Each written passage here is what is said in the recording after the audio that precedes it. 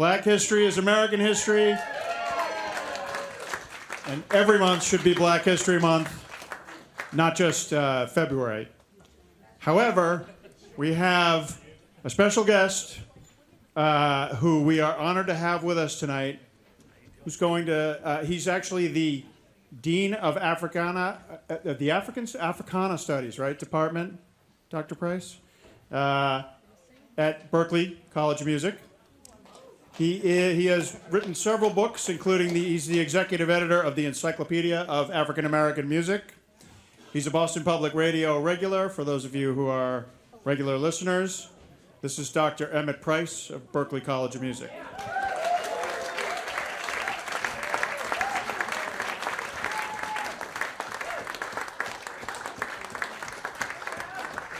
How we doing tonight?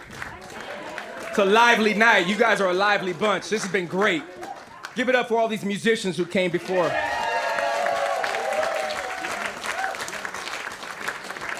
There is absolutely nothing like live music. There is nothing like live music. I know we have all the recorded stuff, but keep live music alive, please.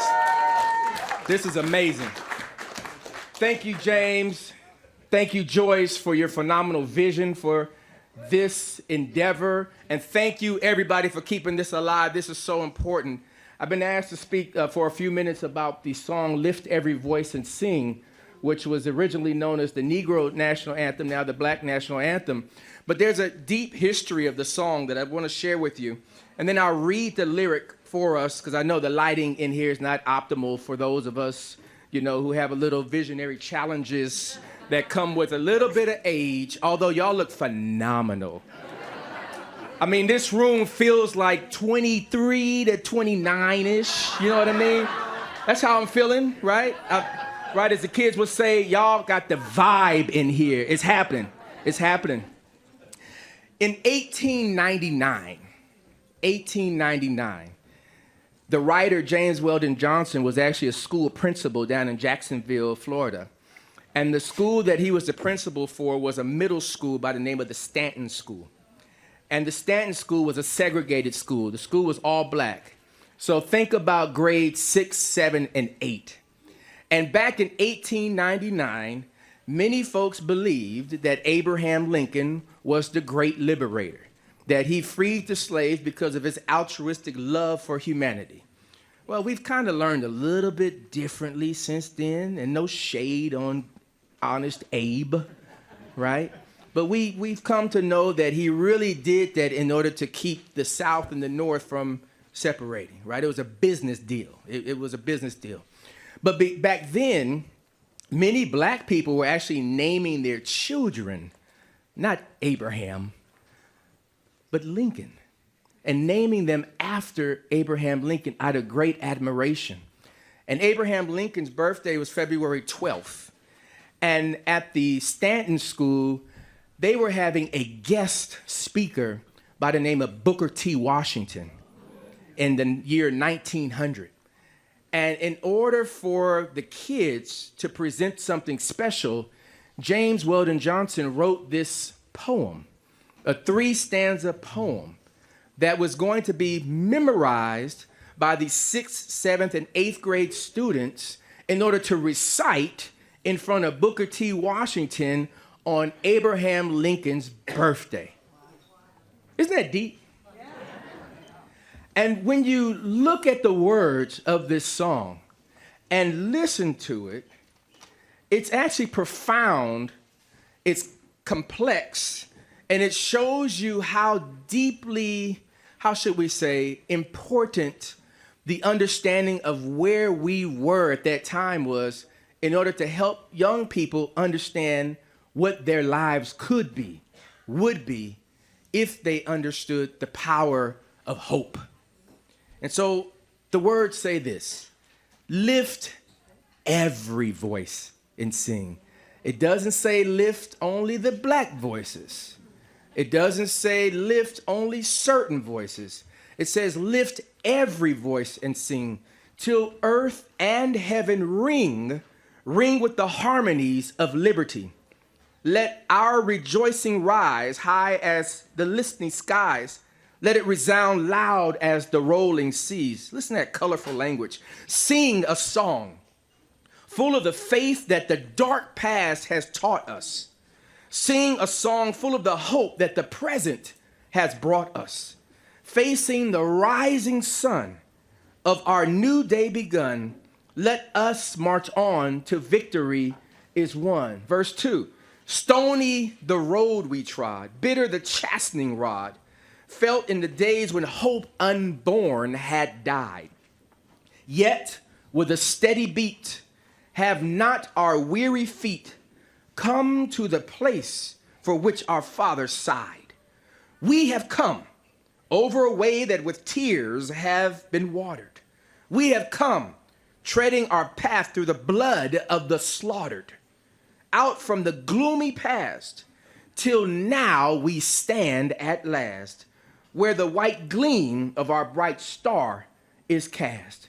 And then the third verse, which is really a prayer. God of our weary years, God of our silent tears, thou who hast brought us thus far on the way, thou who hast by thy might led us into the light, keep us forever in the path, we pray. Lest our feet stray from the places, our God, where we met thee, lest our hearts, drunk with the wine of the world, not the wine with iodine in it, by the way, we forget thee. Shadowed beneath thy hand, may we forever stand, true to our God, true to our native land. This song written as a poem in 1899, and then a couple of years later, James Weldon Johnson's brother, John Rosamond Johnson, wrote the melody to it. And it's actually a very complicated melody to go to a complicated song for young people. Really interesting. Now, we know that Black History Month started out 100 years ago, in 1926, as Negro History Week, by Dr. Carter Goodwin Woodson, who was the second Black individual to earn the PhD at Harvard in history. The first was W.E.B. Du Bois.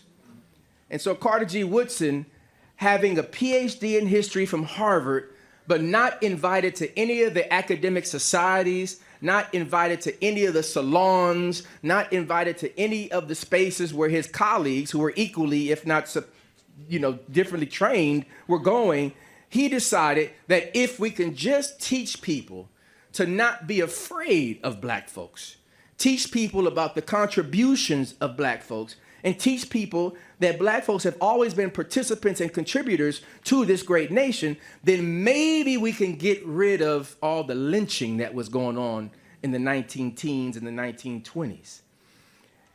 And so he started Negro History Week during the week that Abraham Lincoln and Frederick Douglass's birthdays were. So February 12th and February 14th. So listen, folks. It's not that they, whoever the they is, gave us the shortest month of the year. Can we just clear that up right now?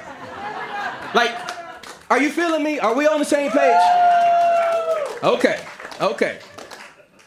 It was specifically chosen because, again, at that time, we felt that Abe was the great liberator, and we loved Frederick Douglass, so we picked that week so that folks would honor those two significant individuals. And then a little bit later in the 1970s, literally 1969, there was student protests at Kent State, and then 1970. And then 1975, it became a national holiday that was celebrated in most of the states of the nation. But that's how we get from 1926 to 2026, 100 years of this movement. And so I want to charge you, I want to challenge you, I want to invite you to be ambassadors. Just of the information. I don't know y'all don't know me, you may adamantly disagree with me, or you may love everything I'm saying.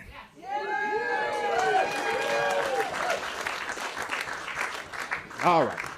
So now I got to challenge us. We got to do some singing. I heard that my buddy Imari Paris Jeffries was here a couple of weeks ago or a couple months ago and had y'all singing We Shall Overcome or something like that. But I think, yeah, I'm the musician. He's not, right? So I want to call him tomorrow morning and tell him, guess where I was last night?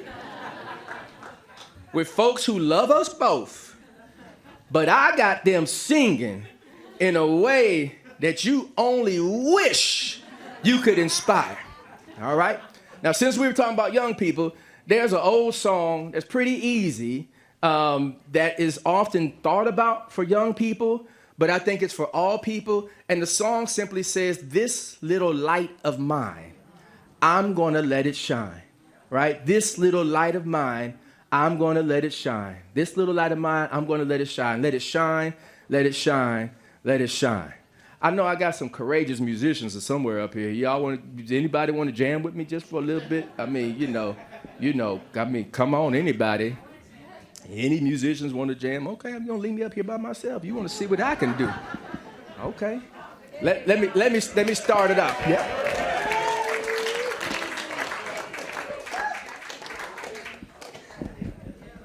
Thank you. Earlier this morning, we heard the news of the passing of the great Reverend Jesse Jackson. And one of the things that Reverend Jackson would always say is keep hope alive. And it's important that as we let our little light shine, that we do it in the spirit of keeping hope alive. So because I understand the power of music, and I know we got some of the best musicians on the planet here in this room. I mean, absolutely. I'm just going to start it off, and let's see where it goes. Somebody going to put a backbeat on it. Somebody going to put a little bass line under it. Somebody going to lift it up with some chords on the accordion, by the way. This little light of mine, I'm going to let it shine. Whoa, this little light of mine, I'm gonna let it shine. This little light of mine, oh, I'm gonna let it shine. Let it shine, let it shine, let it shine. Oh, this little light of mine, I'm gonna let it shine. Oh, this little light of mine. Whoa, this little light of mine, I'm gonna let it shine, let it shine, let it shine, let it shine.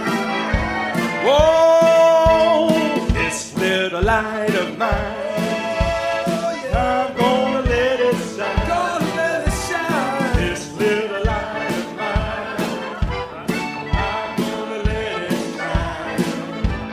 This little light of mine, I'm gonna let it shine, let it shine, let it shine, let it shine. Others, I sit all in my home, yeah. I'm gonna let it shine.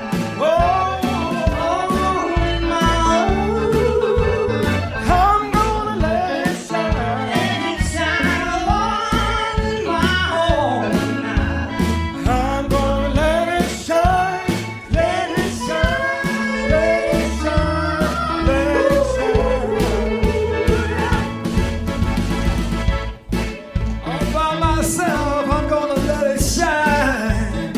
Whoa, All by myself, I'm gonna let it shine. let it shine. I don't need no help. You know, I'm gonna let it shine. I'm gonna let it shine. Let it shine. Let it shine. All night long.